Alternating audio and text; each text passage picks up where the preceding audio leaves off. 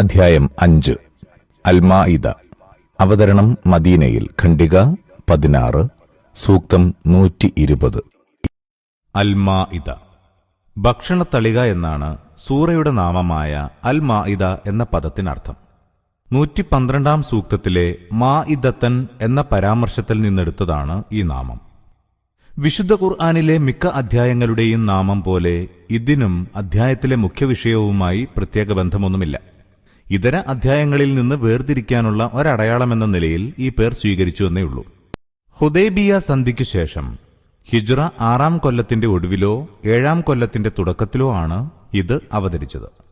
നബി തിരുമേനി 1400 മുസ്ലിങ്ങളോടൊന്നിച്ച് ഹിജ്റ 6-ാം വർഷം ദുൽഖഅദ് മാസം മക്കയിലേക്ക് ഉംറ നിർവഹിക്കാനായി പുറപ്പെട്ടു.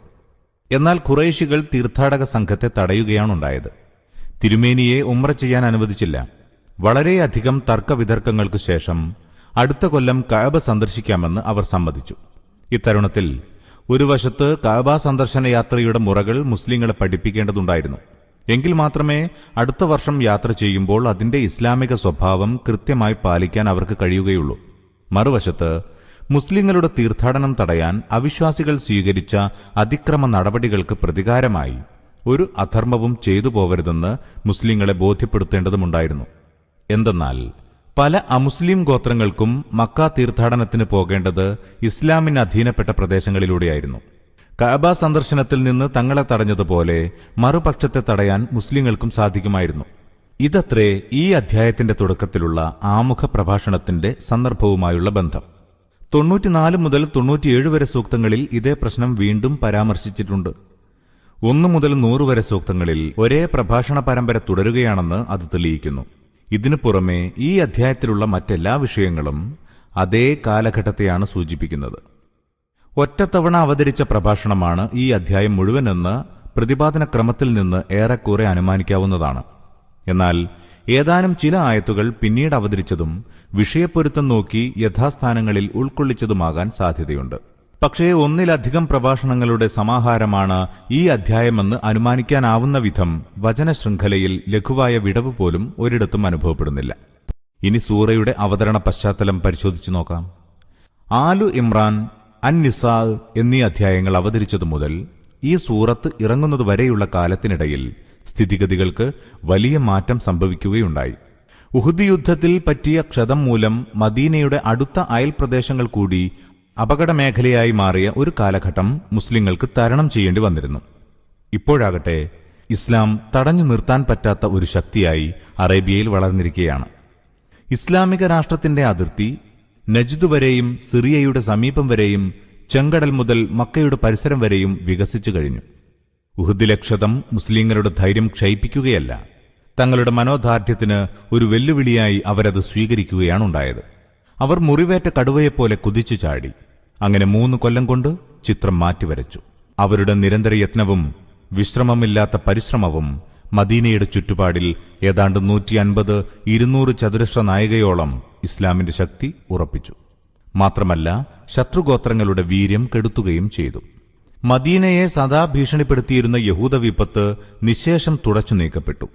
ഹിജാസിന്റെ ഇതര ഭാഗങ്ങളിൽ വസിച്ചിരുന്ന യഹൂദ ഗോത്രങ്ങളെല്ലാം മദീന ഗവൺമെന്റിന് കപ്പം കൊടുക്കുന്നവരായി തീർന്നു. ഇസ്ലാമിനെ നശിപ്പിക്കാനുള്ള ഖുറൈശി മുശ്രിക്കുകളുടെ അവസാന ശ്രമം നടന്നത് ഖന്തക്ക് യുദ്ധാവസരത്തിലാണ്. അതിലവർ ദയനീയമായി പരാജയപ്പെട്ടു.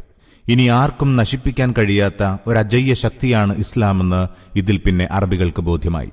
ഇപ്പോൾ ജനഹൃദയങ്ങളിൽ സ്വാധീനം ചെലുത്തുന്ന കേവലം ഒരു വിശ്വാസമോ ആദർശമോ മാത്രമല്ല ഇസ്ലാം, മറിച്ച് അതൊരു സ്റ്റേറ്റ് കൂടിയാണ്. അതിന്റെ അതിർത്തിക്കകത്ത് വസിക്കുന്ന എല്ലാവരുടെയും ജീവിതത്തിന്മേൽ അത് ഫലത്തിൽ തന്നെ ആധിപത്യം വാണിരുന്നു.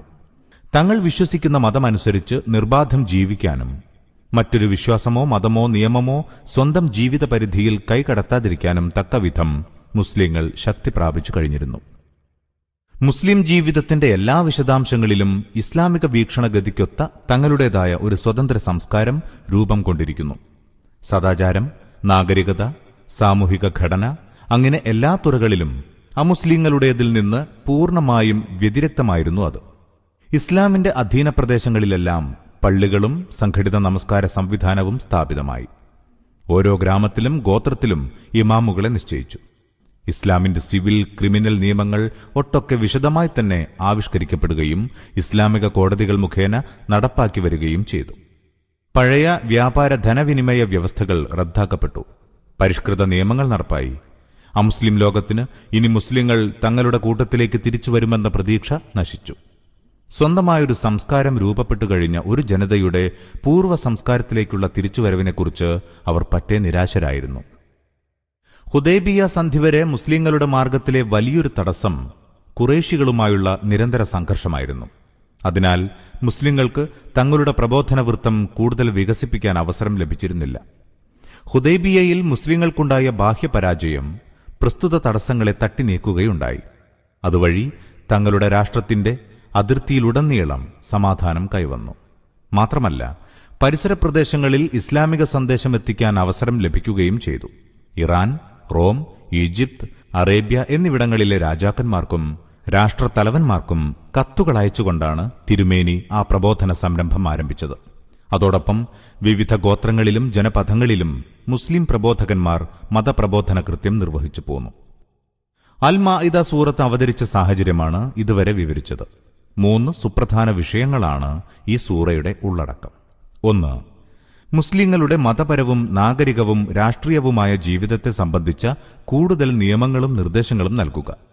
ഈ ഇനത്തിൽ ഹജ്ജ് തീർത്ഥാടന മുറകൾ, ദൈവിക ചിഹ്നങ്ങളെ മാനിക്കുക, കഅബ സന്ദർശകരെ ഉപദ്രവിക്കാതിരിക്കുക, ഭക്ഷണപാനീയങ്ങളിൽ ഹറാം ഹലാലിന്റെ കണിശമായ പരിധികൾ, ജാഹിലിയ ഘട്ടത്തിലെ സ്വയംകൃത നിയമബന്ധനങ്ങളുടെ ഉന്മൂലനം, വേദക്കാരുമൊത്ത് ഭക്ഷണം കഴിക്കാനും അവരുടെ സ്ത്രീകളെ വിവാഹം ചെയ്യാനും അനുവാദം, വുളൂഇന്റെയും കുളിയുടെയും തയമ്മുമിന്റെയും ഉപാധികൾ, അട്ടിമറി, കലാപം, മോഷണം എന്നിവയ്ക്കുള്ള ശിക്ഷാവിധികൾ, മദ്യനിരോധം, ചൂതാട്ട നിരോധം, ശപഥലംഘനത്തിന്റെ പ്രായശ്ചിത്തം, സാക്ഷ്യനിയമത്തിൽ കൂടുതൽ വകുപ്പുകൾ എന്നിവയെല്ലാം ഉൾപ്പെടുന്നു.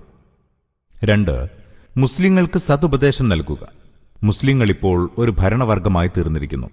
മർദ്ദനഘട്ടം അവസാനിച്ച് കൂടുതൽ പരീക്ഷണാത്മകമായ മറ്റൊരു ഘട്ടത്തിലേക്ക് കാലെടുത്തുവെച്ച ഈ സന്ദർഭത്തിൽ അവരെ അഭിസംബോധന ചെയ്ത് അള്ളാഹു നിരന്തരം ഉപദേശിക്കുകയാണ്. നീതി പാലിക്കുക, മുൻഗാമികളായ വേദക്കാരുടെ കീഴ്വഴക്കം പിന്തുടരാതിരിക്കുക, അള്ളാഹുവെ അനുസരിക്കുക, അവന്റെ ആജ്ഞാനുവർത്തികളായി നിലകൊള്ളുമെന്ന കരാറിൽ ഉറച്ചു നിൽക്കുക. ജൂത ക്രൈസ്തവരെപ്പോലെ അത് ലംഘിച്ചുകൊണ്ട് അവർക്ക് നേരിട്ട പരിണതി നിങ്ങളും നേരിടാതിരിക്കാൻ സൂക്ഷിക്കുക. എല്ലാ ജീവിത ഇടപാടുകളിലും ദൈവിക ഗ്രന്ഥത്തിന് വിധേയരായി നിലകൊള്ളുക, കാപട്യം വർജിക്കുക. 3. ജൂത ക്രൈസ്തവരോടുള്ള ഉദ്ബോധനം. യഹൂദരുടെ ശക്തി ക്ഷയിച്ചു കഴിഞ്ഞിരുന്നു. ഉത്തര അറേബ്യയിലെ മിക്കവാറും ജൂതപ്രദേശങ്ങൾ മുസ്ലിങ്ങൾക്ക് അധീനപ്പെട്ടിരുന്നു. ഈ അവസരത്തിൽ അവരുടെ ദുഷ്ടനയത്തെപ്പറ്റി ഒരിക്കൽ കൂടി അള്ളാഹു താക്കീത് ചെയ്യുകയും അവരെ സത്യപഥത്തിലേക്ക് ക്ഷണിക്കുകയും ചെയ്യുന്നു. ഹുദൈബിയ സന്ധിയുടെ ഫലമായി അറേബ്യയിലും അയൽനാടുകളിലും ഇസ്ലാമിക സന്ദേശം പ്രചരിപ്പിക്കാൻ മുസ്ലിങ്ങൾക്ക് അവസരം ലഭിച്ചിരുന്നു. അപ്പോൾ ക്രിസ്ത്യാനികളെ പ്രത്യേകം അഭിസംബോധന ചെയ്യുകയുണ്ടായി. തുടർന്ന് അവരുടെ അന്ധവിശ്വാസങ്ങളെ ചൂണ്ടിക്കാണിച്ചുകൊണ്ട് അവരെ നബി തിരുമേനിയിൽ വിശ്വസിക്കാൻ ക്ഷണിക്കുകയാണിവിടെ.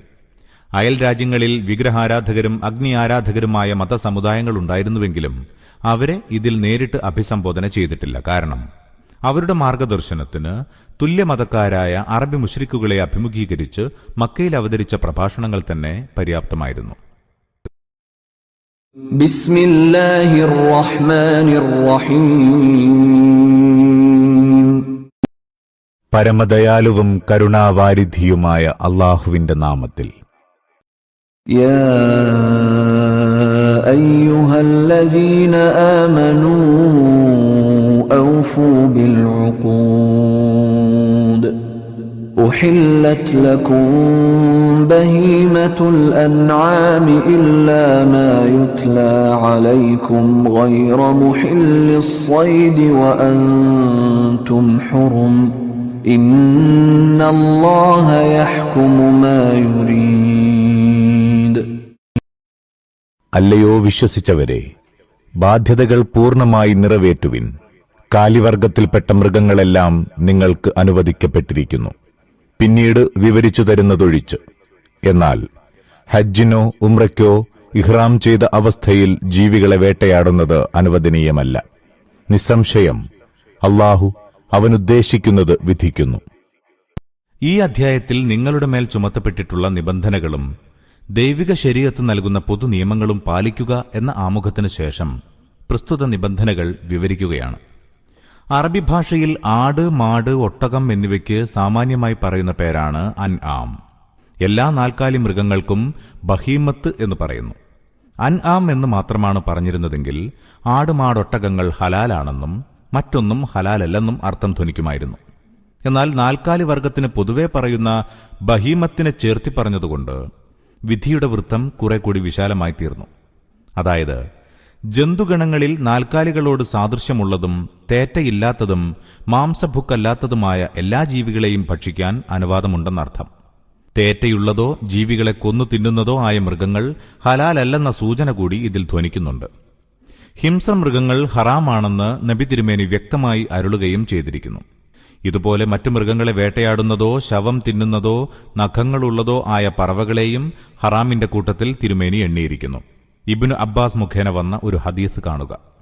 തേറ്റയുള്ള എല്ലാ ഹിംസ്രമൃഗങ്ങളെയും വലിയ നഖമുള്ള എല്ലാ പറവകളെയും റസൂൽ നിരോധിച്ചിരിക്കുന്നു. ഇതിനെ പിന്താങ്ങുന്ന നിവേദനങ്ങൾ മറ്റു പല സ്വഹാബത്തിൽ നിന്നും ഉദ്ധരിക്കപ്പെട്ടിട്ടുണ്ട്. കഅബ സന്ദർശനം ഉദ്ദേശിക്കുന്നവർക്ക് ഇഹ്റാമിന്റെ വസ്ത്രം ധരിക്കേണ്ടതിന് ചില പ്രത്യേക സ്ഥലങ്ങൾ നിർണയിക്കപ്പെട്ടിട്ടുണ്ട്. ഇവയ്ക്ക് മീക്കാത്തുകൾ എന്ന് പറയുന്നു. ഇഹ്റാമിന്റെ വസ്ത്രം ധരിക്കാതെ ഒരു കഅബ സന്ദർശകനും മീക്കാത്ത് വിട്ട് മുമ്പോട്ടു പോവാൻ പാടില്ല.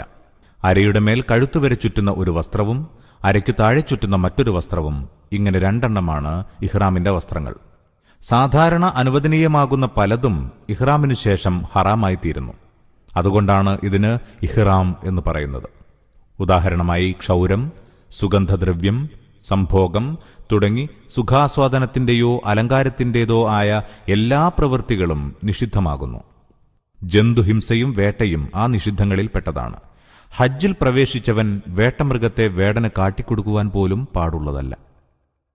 സൂക്തത്തിലെ അവസാനത്തിൽ അല്ലാഹു അവൻ ഉദ്ദേശിക്കുന്നത് വിധിക്കുന്നു എന്ന വാക്യത്തിന്റെ താൽപര്യം ഇതാണ്. സർവതന്ത്ര സ്വതന്ത്രനായ വിധികർത്താവും നിയമനിർമ്മാതാവുമാണ് അല്ലാഹു. ഇച്ഛിക്കും പോലെ വിധി കൽപ്പിക്കാൻ അവന് സ്വാതന്ത്ര്യവും അധികാരവും ഉണ്ട്. അവനെ വിമർശിക്കാൻ അടിമകൾക്ക് അവകാശമില്ല. അല്ലാഹുവിന്റെ വിധിവിലക്കുകളെല്ലാം പൊതു താൽപര്യത്തിന്റെയും യുക്തിയുടെയും അടിസ്ഥാനത്തിലുള്ളതാണ്. എന്നാൽ സത്യവിശ്വാസിയായ അടിമ തനിക്ക് യുക്തമെന്ന് തോന്നിയതുകൊണ്ടോ പൊതു താൽപര്യത്തിന് അനുഗുണമെന്ന് മനസ്സിലായതുകൊണ്ടോ അല്ല ദൈവകൽപ്പന അനുസരിക്കുന്നത്, മറിച്ച് യജമാനന്റെ കൽപ്പനയെന്ന നിലയ്ക്ക് മാത്രമാണ്. യജമാനൻ ഒന്ന് നിയമവിരുദ്ധമാക്കിയാൽ അവൻ നിയമവിരുദ്ധമാക്കിയതുകൊണ്ട് തന്നെ അത് നിയമവിരുദ്ധമാകുന്നു. യജമാനൻ ഒന്ന് നിയമവിധേയമാക്കിയാൽ അത് നിയമവിധേയമാകുന്നതും മറ്റൊരടിസ്ഥാനത്തിലല്ല. ദൈവമാണ് സകല വസ്തുക്കളുടെയും ഉടമസ്ഥൻ. അവൻ അടിമകൾക്ക് ചിലത് അനുവദിക്കുന്നു, ചിലത് നിരോധിക്കുന്നു. ഇതാണ് ഹലാൽ ഹറാമുകളുടെ അടിസ്ഥാനം. അതുകൊണ്ടാണ് കാര്യങ്ങളുടെ നിയമപരമായ സാധുതയ്ക്കും അസാധുതയ്ക്കും ഉടമസ്ഥന്റെ അനുവാദവും അനുവാദമില്ലായ്മയുമല്ലാതെ മറ്റൊരടിസ്ഥാനം ആവശ്യമില്ലെന്ന തത്വം വിശുദ്ധ ഖുർആൻ ഊന്നിപ്പറയുന്നത്. അതുപോലെ അടിമകൾക്ക് ഒരു പ്രവൃത്തി ന്യായമോ അന്യായമോ ആവുന്നതിന്റെ അടിസ്ഥാനം അതിനെ ദൈവം ന്യായമായോ അന്യായമായോ നിശ്ചയിക്കുക എന്നത് മാത്രമാണ്.